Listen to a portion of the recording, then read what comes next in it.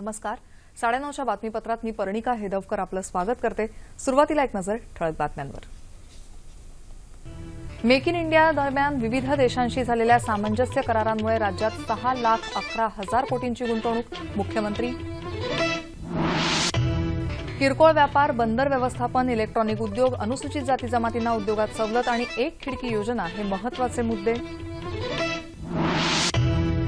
दुर्गम भागासह सर्वदूर रेडिओ पोहोचवण्यासाठी सरकार 100 रेडिओ स्टेशन्स उभारणार. राज्यवर्धनसिंह राठोड. मुंबईकराला केंद्रस्थानी ठेवूनच मुंबईत विकास कामं होणं आवश्यक. उद्धव ठाकरे.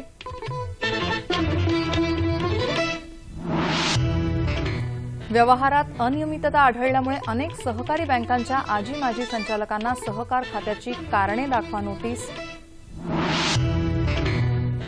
मुंबई शेअर बाजारात आज चांगली उसळी. निर्देशांकात 568 अंकांची वाढ. सियाचेन इथं हिमकडा कोसळून शहीद झालेल्या 9 जवानांच्या पार्थिवावर नवी दिल्लीत लष्कराच्या वतीनं श्रद्धांजली. आणि दक्षिण आशियाई क्रीडा स्पर्धेत भारतीय मुष्टियोद्ध्यांची 5 तर कबड्डीत एका सुवर्णपदकाची कमाई. एकूण पदक संख्या पोहोचली 298 वर. आणि आता पाहूयात सविस्तर वृत्त. मेक इन इंडियाच्या तिसऱ्याच दिवशी विविध देशांशी झालेल्या सामंजस्य करारांद्वारे राज्यात 6,11,000 कोटी रुपयांची गुंतवणूक होत असल्याचं मुख्यमंत्री देवेंद्र फडणवीस यांनी आज सांगितलं. मेक इन इंडियाच्या महाराष्ट्र गुंतवणूक परिषद या कार्यक्रमात ते बोलत होते. या ठिकाणी खूप मोठ्या प्रमाणात इन्व्हेस्टमेंटच्या संदर्भात एमओयूज करण्यात आलेले आहेत. 6 लाख कोटीपेक्षा जास्त इन्व्हेस्टमेंट असलेले एमओयूज वेगवेगळ्या क्षेत्रांमधले, ज्याच्यामध्ये 28 लाख लोकांना रोजगार मिळू शकेल इतकं पोटेन्शियल असलेले इन्व्हेस्टमेंटचे इनिशिएटिव्हज आणि एमओयूज आज या ठिकाणी केलेले आहेत. हे महाराष्ट्रातल्या सगळ्या क्षेत्रांमध्ये आहेत. विदर्भात आहेत, मराठवाड्यात आहेत, उत्तर महाराष्ट्रात आहेत, कोकणामध्ये आहेत, मुंबई, पुणे, पश्चिम महाराष्ट्रामध्ये आहेत आणि खूप मोठ्या प्रमाणात रिस्पॉन्स मिळतोय. दुपारनंतर देखील लोक आमच्याकडे आलेले आहेत आणि त्यांना देखील इन्व्हेस्टमेंट करायची आहे. आणि आता इतका चांगला हा रिस्पॉन्स मिळाल्यानंतर या सगळ्या एमओयूजला ॲक्शनमध्ये ट्रान्सलेट करण्याचं काम हे आमच्या सरकारच्या वतीनं केलं जाईल. याच कार्यक्रमात किरकोळ व्यापार, बंदर व्यवस्थापन, इलेक्ट्रॉनिक उद्योग, अनुसूचित जाती जमातींना उद्योगात द्यायच्या सवलती आणि एक खिडकी योजना या बाबतीतले धोरणात्मक मुद्दे त्यांनी स्पष्ट केले. उद्योजकांचा परवाना प्रक्रियेतला वेळ वाया जाऊ नये म्हणून राज्यात एक खिडकी योजनेची तातडीनं अंमलबजावणी करण्याची घोषणा मुख्यमंत्र्यांनी केली. ऑनलाईन पोर्टलच्या माध्यमातून राबवण्यात येणारी एक खिडकी योजना उद्योजकांना उपकारक ठरेल असं राज्याचे उद्योगमंत्री सुभाष देसाई यांनी यावेळी स्पष्ट केलं. केंद्र सरकार 100 रेडिओ स्टेशन्स उभारणार असल्याची माहिती आणि प्रसारण राज्यमंत्री राज्यवर्धनसिंह राठोड यांनी दूरदर्शनला दिली. एफएम स्टेशंस हैं पूरे भारत के अंदर. उसके अंदर हर शहर जिसकी आबादी 1 लाख से ज़्यादा है, उसमें सरकार चाहती है कि कम से कम 3 प्राइवेट एफएम स्टेशंस हों. और कुछ ऐसी जगह जहां पर प्राइवेट एफएम स्टेशंस नहीं जाना चाहेंगी, जैसे सीमावर्ती क्षेत्र हो गए, कोस्टल एरियाज हो गए, नक्सलवाद वाला एरिया हो गया, यहाँ पर सरकार कम से कम 100 रेडियो स्टेशन स्थापित करेगी. चित्रपट उद्योगाला अनेक सवलती सरकारनं दिल्या असून संबंधित परवानग्यांची प्रक्रियाही सुलभ केली आहे. त्यामुळे महसूल आणि पर्यटन वाढीला फायदा होईल असं राठोड यांनी यावेळी सांगितलं. पायाभूत सोयी सुविधांच्या क्षेत्रात 3 लाख कोटी रुपयांची गुंतवणूक केली जाईल असं केंद्रीय भूपृष्ठ वाहतूक मंत्री नितीन गडकरी यांनी यावेळी सांगितलं. डहाणूजवळ वाढवण इथं येत्या 3 वर्षात हरित बंदर निर्माण केलं जाईल असं त्यांनी सांगितलं. येत्या 10 वर्षात आर्थिक आणि सैन्य क्षेत्रात देश महासत्ता होईल असा विश्वास संरक्षण मंत्री मनोहर पर्रिकर यांनी व्यक्त केला. संरक्षण सामग्री खरेदी धोरण एप्रिलपासून कार्यान्वित होईल असं त्यांनी सांगितलं. मेक इन इंडिया ही देशाच्या विकासाला चालना देणारी मोहीम आहे. ही योजना नसून केंद्र आणि राज्य सरकारनं मिळून यशस्वीतेसाठी काम करायचं आहे असं केंद्रीय उद्योग आणि वाणिज्य मंत्री निर्मला सीतारामन यांनी सांगितलं. विकासासाठी खुल्या विचारांची आवश्यकता त्यांनी व्यक्त केली. सगळ्यांना स्वस्तात आणि 24 तास वीज पुरवठा करण्याचं उद्दिष्ट येत्या 4 वर्षात पूर्ण होईल असं ऊर्जा राज्यमंत्री पियुष गोयल यांनी या कार्यक्रमात सांगितलं. जागतिक उद्योग जगात भारताचं स्थान महत्त्वाचं असून ते अधिक भक्कम करण्यासाठी मेक इन इंडिया अभियान उपयुक्त ठरेल असं केंद्रीय अवजड उद्योग मंत्री अनंत गीते यांनी आज दुसऱ्या एका परिसंवादात सांगितलं. केंद्रीय रेल्वे मंत्री सुरेश प्रभू यावेळी उपस्थित होते. कमीत कमी किमतीत जास्तीत जास्त सेवा देणं यासाठी आम्ही बांधील आहोत. ऑनलाईन पारदर्शक सेवांच्या माध्यमातून पायाभूत सुविधांचं जाळं निर्माण करण्यावर भर दिला जात असल्याचं ते म्हणाले. केंद्रीय पर्यावरण मंत्री प्रकाश जावडेकर यांनी जबाबदारीनं व्यवसाय करण्यावर भर देण्याची गरज व्यक्त केली. मेक इन इंडिया सप्ताहात आज राज्याच्या उद्योग क्षेत्राला झळाळी मिळण्याच्या दृष्टीनं मुख्यमंत्री देवेंद्र फडणवीस यांनी अनेक मुद्द्यांवर भर दिला आहे. त्या अनुषंगानं अधिक चर्चा करण्यासाठी अर्थविषयक घडामोडींचे अभ्यासक संजय जोग आज आपल्या स्टुडिओत आले आहेत.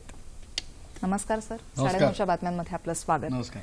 मेक इन इंडिया सप्ताहात आज महाराष्ट्र गुंतवणूक परिषदेत मुख्यमंत्र्यांनी उद्योग क्षेत्राला चालना देण्यासाठीच्या दृष्टीने महत्वाच्या मुद्द्यांवर भर दिलेला आहे. एकूणच देशाच्या आणि राज्याच्या दृष्टीने उद्योग क्षेत्राला ते कसे काय मुद्दे उपयुक्त ठरू शकतात?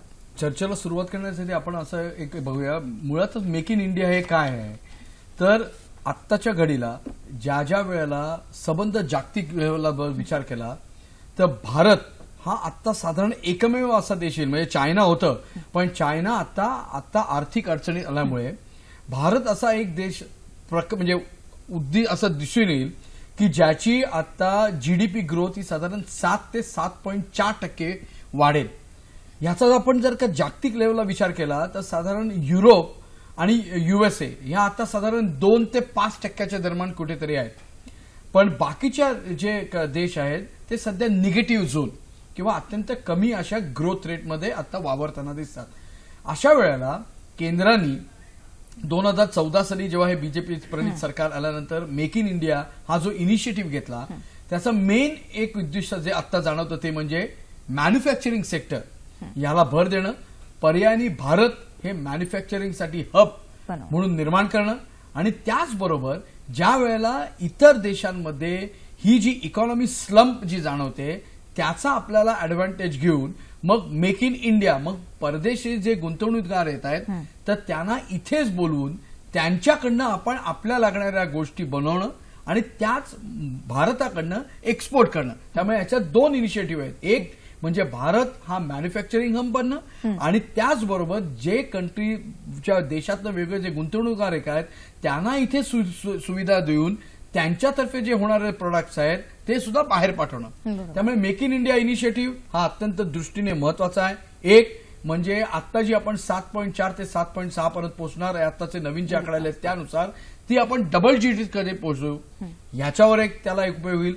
दुसरं, हे करत असताना भारत हा म्हणजे आता कुठेही जा तुम्ही, इंटरनॅशनल मॉनिटरी फंड असेल, जागतिक बँक असेल, एशियन डेव्हलपमेंट बँक असेल, KFW सारखी एजन्सी असेल जर्मन गव्हर्नमेंटची, या सगळ्यांचे जे आत्ताचे किंवा मूडीज ही क्रेडिट रेटिंग एजन्सी आहे, यांनी जे आत्ताचे सगळे जे रिपोर्ट्स काढले आहेत तर त्यांच्यानुसार संबंध आत्ताच्या जगाच्या पार्श्वभूमीवर भारत हा आता ब्राईट स्पॉट किंवा सिल्वर स्पॉट असं त्याचं एक डेफिनेट असं एक म्हणजे उदाहरण म्हणून त्यांनी दिलेलं आहे.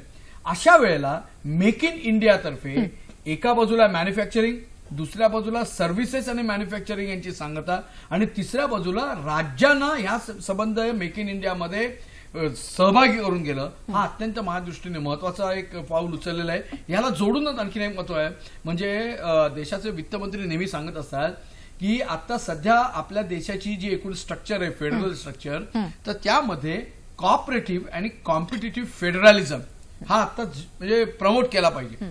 मला असं वाटतं आता देशाच्या लेवलला जेव्हा केंद्राने एखादी पॉलिसी जेव्हा अनाऊन्स केली त्याची अंमलबजावणी केंद्राबरोबरच राज्यांवर अवलंबून आहे. मग ही कशी होते तर त्यासाठी लागणारा ईज ऑफ डुईंग बिझनेस हा अत्यंत महत्वाचा निर्णय आहे. म्हणजे जनरली आपल्याकडे भरपूर निर्णय होतात किंवा एखादा प्रॉब्लेम झाला की असं म्हणतात की एखादी कमिटी नेमा, मग कमिटीचा रिपोर्ट आल्यावर त्याचा अभ्यास करण्यासाठी दुसरी कमिटी नेमा, त्याच्यात जो वेळ जातो तर तो कमी होण्यासाठी आणि त्याचबरोबर संबंध जे गुंतवणूकदार म्हणजे देशातले आणि देशाबाहेरचे सुद्धा, तर ही गुंतवणुकीची प्रोसेस ही कशी पारदर्शक व्हावी, सुटसुटीत व्हावी आणि वेगवान व्हावी, यासाठी सुद्धा ईज ऑफ डुईंग बिझनेसच्या माध्यमातून राज्यांना जे आता प्रमोट केलं जात आहे किंवा त्यांचे जी इन्व्हॉल्वमेंट होते, मला असं वाटतं मेक इन इंडियाच्या दृष्टीने ही अत्यंत महत्वाची असं एक पाऊल उचललेलं आहे. आज मुख्यमंत्र्यांनी ज्या 5 धोरणांचा विशेष करून उल्लेख केलेला आहे त्याबद्दल जरा सांगा. आपण पहिलं बघूया. महाराष्ट्र हा म्हणजे 1960 मध्ये आपली निर्मिती झाल्यापासून आणि मग आतापर्यंत हा मोस्ट फेवर्ड डेस्टिनेशन म्हणजे गुंतवणुकीसाठी हे नेहमी अत्युच्च असं एक राहिलेलंच आहे. मग बेसिकली आता जे आपण जे मेक म्हणजे आज मुख्यमंत्री साहेब आजही म्हणाले, आधी म्हणत होते, उद्योग मंत्री कालही त्यांच्या ज्या भाषणात म्हणाले, आजच्याही भाषणात त्यांनी उद्धृत केलं की जर का मेक इन इंडिया सक्सेसफुल व्हायचं असेल तर त्यासाठी मेक इन महाराष्ट्र बरोबर हे सुद्धा अत्यंत प्रकर्षाने राबवण्यात यायला पाहिजे. मग आज जे आता एक साधारण सांगायचं झालं तर महाराष्ट्र म्हणजे आता हे सरकार आल्यापासून जवळपास 60,000 कोटी रुपयाची इन्व्हेस्टमेंट ऑलरेडी आता आलेली आहे, म्हणजे प्रपोजल चालले. त्या व्यतिरिक्त महाराष्ट्रामध्ये 1991 मध्ये जे आपण जेव्हा ओपनिंग ऑफ द इकॉनॉमी म्हणतो ते केलं, तर त्यानंतर जी एफडीआय परकीय गुंतवणूक आली सबंध देशाच्या लेवलला आपल्या प्रमाणे 37% आहे, हायएस्ट आहे. दुसरं महत्वाचं म्हणजे महाराष्ट्राचं जे पर कॅपिटा इन्कम आहे ते साधारण 1,20,000च्या वरती आहे, त्यामुळे अत्यंत आपण एका वरच्या श्रेणीत आहोत. तिसरं महत्वाचं म्हणजे जे एकूण जे एक्सपोर्ट्स आहेत, भारताचे जे निर्यात होते त्याच्यामध्ये महाराष्ट्राचं कॉन्ट्रीब्युशन आहे 27 आहे. त्यामुळे ह्या सर्वांचा जर विचार केला तर मेक इन महाराष्ट्राच्या दृष्टीने आणखीन आपली जी ग्रोथ रेट आहे ती कशी वाढेल यासाठी आज 5 पॉलिसीज डिक्लेअर केल्या मुख्यमंत्री साहेबांनी. कुठल्या आहेत तर थोडक्यात सांगायचं म्हणजे पहिली म्हणजे किरकोळ धोरण, व्यापारी धोरण, त्याला रिटेल पॉलिसी म्हणताय.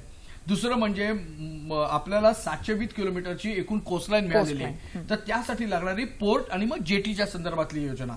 तिसरी म्हणजे शेड्यूल कास्ट आणि शेड्यूल ट्राईब म्हणजे बाबासाहेब आंबेडकरांच्या नावाने दलित आणि मग बाकीचे मग आदिवासी ह्या क्षेत्रामधले जी लोक आहेत त्यांनाही एंटरप्रेन्युअरशिप मध्ये आणणं यासाठी जी योजना ती एक महत्वाची योजना.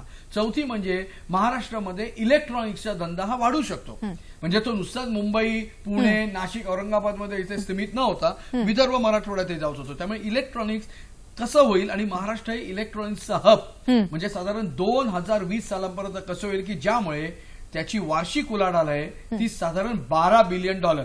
आत्ताच्या भाषेत जर बोलायचं झालं तर रुपयाची आता जी आपण जी व्हॅल्यू धरली तर ती साधारण 67 रुपये धरली तर 6,700 कोटी रुपये म्हणजे 1 बिलियन धरली तर केवढी हे आपण इथे मोजू शकतो.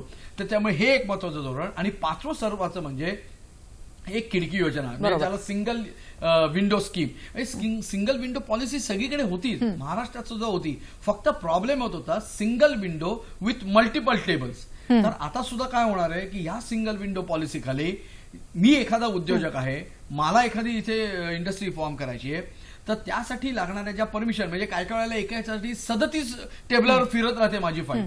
तर अशी आता त्याला एक त्यांनी योजना केली आहे की ज्यावेळेला त्याला नाव दिलंय मैत्री.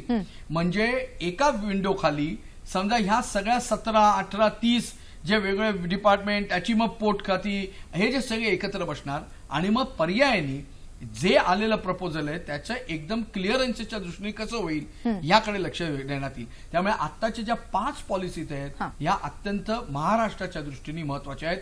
फक्त परत याच्यात जे इम्पॉर्टंट आहे ते म्हणजे अंमलबजावणी. बरं, राज्याची सध्याची उद्योग क्षेत्राची स्थिती काय आहे? आपल्याकडे साधारण बघायचं झालं तर 1960 सालापासून नंतर जो आपल्या इथे Maharashtra industrial development corporation act जो आला 1961 नंतर, तर आता साधारण महाराष्ट्रामध्ये 236च्या वर इंडस्ट्रियल इस्टेट कार्यान्वित आहे. त्याच्याची आत्ताची काही परिस्थिती बघायला गेली तर काहींची अत्यंत दयनीय आहे, हालाकीची आहे, पायाभूत सुविधा सुधारण्याची गरज आहे. पण परंतु ते असलं तरी सुद्धा एमआयडीसीकडे आता सुद्धा 1,00,000 हेक्टर एवढी जमीन ऑलरेडी अक्वायर केलेली आहे. तर त्यामुळे एकूण महाराष्ट्रामध्ये साधारण कुठल्या कुठल्या इंडस्ट्री आता त्याला आणि राज्याच्या एका ठराविक भागातच उद्योगाची जास्त. ऍब्सोल्युटली तुम्ही म्हणता तोच you hit the right lip. आपण साधारण काय झालेलं आहे की मुंबई, पुणे, नाशिक आणि औरंगाबाद म्हणजे याला साधारण गोल्डन ट्रायंगल ह्याच्या दृष्टीने आणि आसपासच किंवा ह्या परिघातच होत होती. आता ह्या राज्यात म्हणजे आधीच्याही गव्हर्नमेंटने त्याला इन्फोसिस केलं होतं. आताची आपली जी औद्योगिक पॉलिसी आहे तर त्यानुसार किंवा आज जे सगळे जे एकूण पॉलिसी आल्या त्यानुसार राज्याने असं ठरवलेलं आहे की ही जी एकूण जी डेव्हलपमेंट होणार आहे तर ती सर्वंकष कसं करता येईल. मग त्या दृष्टीने विदर्भ, मराठवाडा, खानदेश याकडे कसं भर देईल. म्हणजे फॉर एक्झाम्पल आज मुख्यमंत्री साहेबांनी किंवा कालही सुभाष देसाई साहेबांनी सांगितलं त्यानुसार की खानदेशामध्ये किंवा जिथे कॉटन पिकतो तिथे टेक्सटाईल युनिट कशा करता येतील. त्यामुळे आता अमरावतीमध्ये साधारण 20 टेक्सटाईल मोठ्या मोठ्या युनिट्स किंवा पार्क कशा करता येईल याकडे लक्ष देतोय. त्याचबरोबर दुसरं म्हणजे संत्र प्रक्रिया योजना ही अमरावतीमध्ये म्हणजे काल कोका कोलानी सुद्धा आणि मग एकूण जैन इरिगेशननी सुद्धा त्या संदर्भात इन्व्हेस्टमेंट करण्याचं प्रस्तावित केलेलं आहे. त्यामुळे आता महाराष्ट्र जर विचार केला संबंध देशाच्या याला तर झारखंड, ओडिशा, छत्तीसगड, गुजरात, आंध्र प्रदेश, कर्नाटक आणि तेलंगणा हे ज्या पद्धतीने गुंतवणूकदारांना आकर्षित करताय, महाराष्ट्र सुद्धा त्याच्यात आहे. आणि ह्या पॉलिसी जितक्या तातडीने पारदर्शकतेने राबवण्यात येतील त्याच्यातच खरं महाराष्ट्राचं हित असेल आणि आपण महाराष्ट्र हा नंबर 1 कसा राहील याकडे याला पुष्टी मिळू शकेल. एकूणच पाहता आता हे मेक इन इंडिया आणि मेक इन महाराष्ट्र हे जे उपक्रम सरकारने आणलेले आहेत त्याच्यात योजना खूप चांगल्या आहेत आणि धोरणं खूप चांगली जाहीर केलेली आहेत. पण सगळ्याचं जर यश म्हणायला गेलं तर त्याची या योजनांची प्रभावी अंमलबजावणी होणं ह्यातच आहे. ऍब्सोल्युटली बरोबर. आणि फक्त एकच सांगतोय हे करत असताना सुद्धा याच्यात कसं आहे आताला की देशाच्या लेवलला केंद्र सरकार, राज्य सरकार, आता 14व्या वित्त आयोगाने असं सांगितलेलं आहे की राज्यांनी त्यांचे उत्पन्नाचे स्रोत वाढवावे.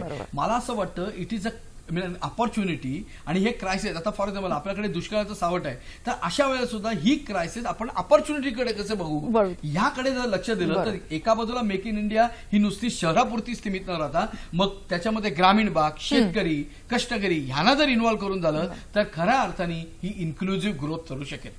सर, आज आपण इथे आलात आणि अतिशय चांगल्या शब्दात चांगल्या भाषेत ह्या सगळ्या योजनांविषयीची माहिती दिलीत त्याबद्दल सह्याद्री वाहिनीतर्फे मी आभार. नमस्कार. धन्यवाद. आता वळूयात पुढल्या बातम्यांकडे.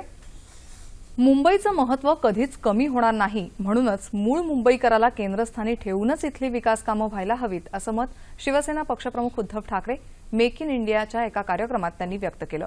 बुद्धिमान लोक देश सोडून जाऊ नयेत त्यासाठी त्यांच्या बुद्धिमत्तेला न्याय आणि संधी कशी मिळेल अशी शिक्षण व्यवस्था उभारणं हे मेक इन इंडियाचं पहिलं पाऊल असावं अशी अपेक्षा त्यांनी व्यक्त केली. विकास प्रकल्प राबवताना मुंबईतल्या मोकळ्या जागांवर गदा येऊ नये अशी अपेक्षाही त्यांनी व्यक्त केली.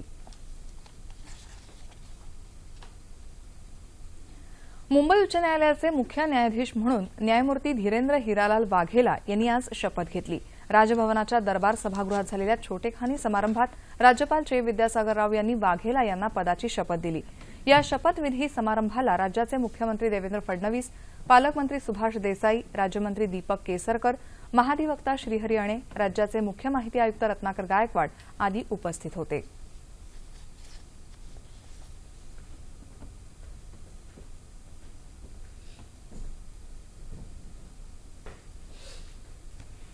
लोकसभेत काँग्रेसनं विरोधी पक्षनेतेपद द्यावं यासाठी करण्यात आलेली जनहित याचिका आज सर्वोच्च न्यायालयानं फेटाळली.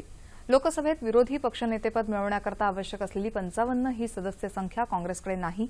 काँग्रेसचे फक्त 44 खासदार लोकसभेत आहेत. याचिकेवरची सुनावणी सुरू असताना काँग्रेसतर्फे कुणीही न्यायालयात उपस्थित नव्हतं. काँग्रेसला जर विरोधी पक्षनेतेपद हवं असेल तर पक्षानं स्वतंत्रपणे याचिका दाखल करावी असं सर्वोच्च न्यायालयानं स्पष्ट केलं.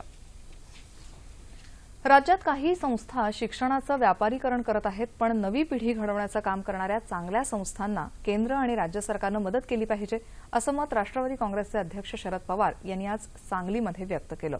आष्टा इथं अण्णासाहेब डांगे शैक्षणिक संकुलाच्या उद्घाटन प्रसंगी ते बोलत होते. सामान्य कुटुंबातल्या मुलांना शिक्षणाची संधी मिळाली तरच त्यांची प्रगती होईल, म्हणूनच गुणवत्तापूर्ण शिक्षण खेडोपाडी पोहोचलं पाहिजे असं त्यांनी सांगितलं. व्यवहारात अनियमितता आढळल्यामुळे मुंबई सहकारी बँकेसह राज्यातल्या विविध सहकारी बँकांच्या आजी आणि माजी संचालकांना राज्याच्या सहकार खात्यानं कारणे दाखवा नोटीस बजावली आहे. राज्यातील वेगवेगळ्या जिल्हा सहकारी बँकांच्या एकूण 44 माजी आणि आजी संचालकांना तोट्यासाठी जबाबदार धरण्यात आलं असल्याची माहिती सहकार खात्याचे विशेष निबंधक आणि अतिरिक्त आयुक्त सुनील पवार यांनी दिली. रिझर्व्ह बँकेनंही मुंबई, रायगड, रत्नागिरी, नाशिक, धुळे, नंदुरबार, अहमदनगर, सोलापूर, कोल्हापूर, लातूर, परभणी, औरंगाबाद, अकोला, अमरावती आणि यवतमाळ जिल्हा सहकारी बँकांवर याआधीच कारवाई केली आहे. सहकारी बँकांना होणारा तोटा आणि आर्थिक व्यवहारातील अनियमितता लक्षात घेऊन त्यासाठी जबाबदार असणाऱ्यांची बँकेच्या संचालक मंडळांवर वर्णी लावण्यात येऊ नये, तसंच त्यांना आगामी 10 वर्षात सहकार क्षेत्रात निवडणूक लढवायला मनाई करण्यात यावी अशा तरतुदींचा अध्यादेश राज्य सरकारनं याआधीच जारी केला आहे. गेल्या आठवड्यात गुंतवणूकदारांच्या तोंडचं पाणी पळवणाऱ्या मुंबई शेअर बाजारानं आज चांगलीच उसळी घेतली. आज सकाळी बाजार सुरू होताच व्यवहारात तेजी आली. दिवसअखेर निर्देशांक 568 अंकांनी वधारून तो 23,554 अंकांवर बंद झाला. राष्ट्रीय शेअर बाजाराचा निफ्टी देखील 182 अंकांनी वधारला. आज आशियाई बाजारपेठेत उत्साहाचं वातावरण होतं, त्यामुळे गुंतवणूकदारांनी सकाळपासूनच खरेदीचा सपाटा लावला. मिरजेहून गणपतीपुळेला जाणारी एसटी बस आज सकाळी कोल्हापूर जिल्ह्यात पन्हाळेजवळ झाडाला आदळून अपघात झाला। या अपघातात बस चालकाचा मृत्यू झाला असून 30 प्रवासी जखमी झाले आहेत। बस चालवतानाच चालक बाबूराव सावंत यांना हृदयविकाराचा झटका आल्यानं त्यांचं गाडीवरचं नियंत्रण सुटून हा अपघात झाला असल्याची माहिती पोलिसांनी दिली। कोल्हापूरच्या शासकीय रुग्णालयात जखमींवर उपचार सुरू आहेत। सियाचेन इथं हिमकडा कोसळून शहीद झालेल्या 9 जवानांचे पार्थिव आज नवी दिल्लीत आणण्यात आले। लष्कर प्रमुख जनरल दलबीर सिंग सुहाग यांच्यासह प्रमुख अधिकाऱ्यांनी या वीर जवानांना यावेळी श्रद्धांजली वाहिली। उत्तर सियाचेन हिमनदी क्षेत्रात 3 फेब्रुवारीला हिमकडा कोसळून त्याखाली 10 जवान गाडले गेले होते। त्यानंतर लष्करातर्फे शोध मोहीम राबवण्यात आली। दरम्यान या दुर्घटनेत हुतात्मा झालेले सातारा जिल्ह्यातल्या मस्करवाडी इथले जवान सुनील सूर्यवंशी यांचा पार्थिव देह विशेष विमानानं आज पुण्यात लोहगाव विमानतळावर आणण्यात आला। सैन्य दलातर्फे मानवंदना देऊन त्यांना श्रद्धांजली वाहण्यात आली। गेल्या 2.5 वर्षांपासून सूर्यवंशी मद्रास रेजिमेंटमध्ये काम करत होते। आता त्यांचं पार्थिव मस्करवाडीकडे रवाना करण्यात आलं आहे। जम्मू आणि काश्मीरमध्ये अतिरेक्यांशी झालेल्या चकमकीत शहीद झालेले जवान शंकर शिंदे यांच्या पार्थिवावर नाशिक जिल्ह्यातील चांदवड तालुक्यातील वडाळा भुई या त्यांच्या मूळ गावी आज लष्करी इतमामात अंत्यसंस्कार करण्यात आले। परिसरातील शेकडो ग्रामस्थांनी या वीर जवानाला साश्रू नयनांनी निरोप दिला। देवळाली तोफखान्याचे अधिकारी आणि सैनिकांनी त्यांना अखेरची मानवंदना दिली।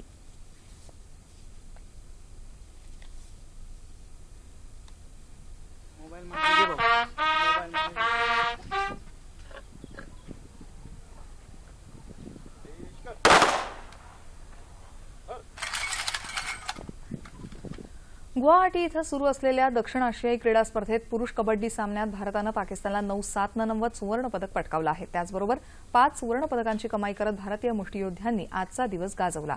तर नेमबाजीमध्येही आज 4 सुवर्ण, 1 रौप्य आणि 2 कांस्य पदकं पटकावली आहेत। महिलांच्या 10 मीटर एअर पिस्टल आणि पुरुषांच्या 25 मीटर रॅपिड फायर पिस्टल सांघिक आणि स्वतंत्र प्रकारात भारताला ही सुवर्ण पदकं मिळाली। 181 सुवर्ण, 87 रौप्य आणि 30 कांस्य पदकांसह एकूण 298 पदकांची आतापर्यंत कमाई करत पदक तालिकेत भारत प्रथम स्थानावर कायम आहे। हवामान। उत्तर भारतात थंडीची लाट अद्याप कायम असून जम्मू आणि काश्मीर तसंच राजस्थानात पारा घसरला आहे। पंजाब, हरियाणातही थंडीचा कडाका आहे। अमृतसरमध्ये काल 4 तापमानाची नोंद झाली। लडाखमधील लेह इथं सर्वात कमी म्हणजे उणे 12.9 सेल्सिअस तापमानाची नोंद झाली आहे। काश्मीर खोऱ्यात आणखी 3 दिवस थंडीची लाट कायम राहील असा अंदाज आहे।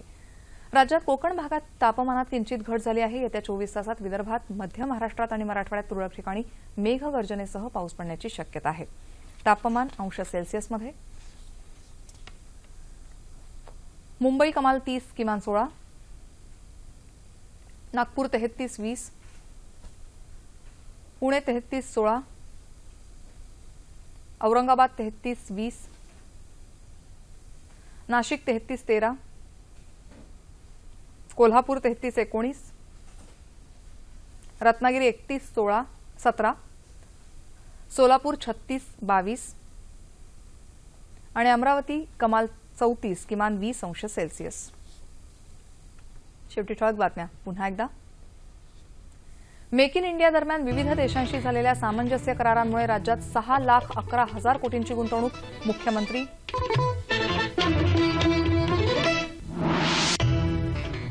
किरकोळ व्यापार, बंदर व्यवस्थापन, इलेक्ट्रॉनिक उद्योग, अनुसूचित जाती जमातींना उद्योगात सवलत आणि एक खिडकी योजना हे महत्त्वाचे मुद्दे।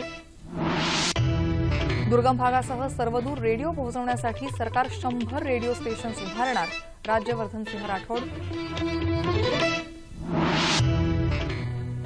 मुंबईकराला केंद्रस्थानी ठेवूनच मुंबईत विकास कामं होणं आवश्यक, उद्धव ठाकरे।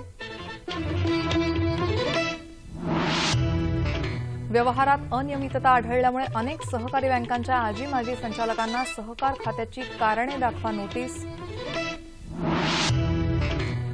मुंबई शेअर बाजारात आज चांगली उसळी, निर्देशांकात 568 अंकांची वाढ।